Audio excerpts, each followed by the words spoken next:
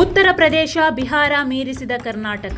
ಶಾಲೆಗೆ good bye ಹೇಳೋದ್ರಲ್ಲಿ ನಾವೇ number 1. ಕಳೆದ 3 ವರ್ಷಗಳಲ್ಲಿ ಪ್ರೌಢಶಾಲಾ ಹಂತದಲ್ಲಿ ಬಾಲಕಿಯರ ಶಾಲಾ ತೊರೆಯುವಿಕೆ ಪ್ರಮಾಣದಲ್ಲಿ ಕರ್ನಾಟಕ ರಾಜ್ಯವು ಟಾಪ್ ಲಿಸ್ಟ್ನಲ್ಲಿದೆ ಎಂಬ ಆತಂಕಕಾರಿ ವಿಷಯವೊಂದು ಹೊರಬಿದ್ದಿದೆ. ಈ ವರದಿಯು ಹೆಣ್ಣೊಂದು ಕಲಿತರೆ ಶಾಲೆಯೊಂದು ತೆರೆದಂತೆ ಎಂಬ ಜನನುಡಿಗೆ ಅಪವಾದದಂತಿದೆ.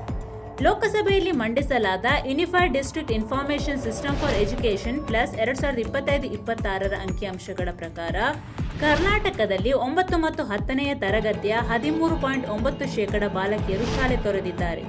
ದೇಶದ ಅತಿ ದೊಡ್ಡ ರಾಜ್ಯಗಳಲ್ಲಿ ಅತಿ ಹೆಚ್ಚು ಡ್ರಾಪ್ಔಟ್ ಪ್ರಮಾಣ ಹೊಂದಿರುವ ರಾಜ್ಯ ಎಂಬ ಸ್ಥಾನದಲ್ಲಿ ಕರ್ನಾಟಕ ಭದ್ರವಾಗಿರುವುದು ಚಿಂತನೆ ಮಾಡಬೇಕಾದ ವಿಚಾರವಾಗಿದೆ. ಇದೇ ಅವಧಿಯಲ್ಲಿ ರಾಷ್ಟ್ರೀಯ ಮಟ್ಟದಲ್ಲಿಯೂ ಪ್ರೌಢಶಾಲಾ ಹಂತದ ಬಾಲಕಿಯರ ಡ್ರಾಪ್ಔಟ್ ಪ್ರಮಾಣದಲ್ಲೂ ಇತರ ರಾಜ್ಯಗಳ ಪ್ರಗತಿಗೆ ಹೋಲಿಸಿದರೆ ಕರ್ನಾಟಕದ ಸುಧಾರಣೆಯ ವೇಗ ಕಡಿಮೆಯಾಗುವುದು ಎಂಬುದು ಸ್ಪಷ್ಟವಾಗಿದೆ. ಪ್ರೌಢಶಾಲಾ ಹಂತದಲ್ಲಿ ಕೇರಳ 3%, ತಮಿಳುನಾಡು 3.2% ಹಾಗೂ ಹರಿಯಾಣ 3.8% ದಾಖಲಿಸುವ ಮೂಲಕ ಬಾಲಕಿಯರ ಅತಿ ಕಡಿಮೆ ಡ್ರಾಪ್ಔಟ್ ಪ್ರಮಾಣ ದಾಖಲಿಸಿದ ರಾಜ್ಯಗಳಾಗಿ ಹೊರಹೊಮ್ಮಿವೆ.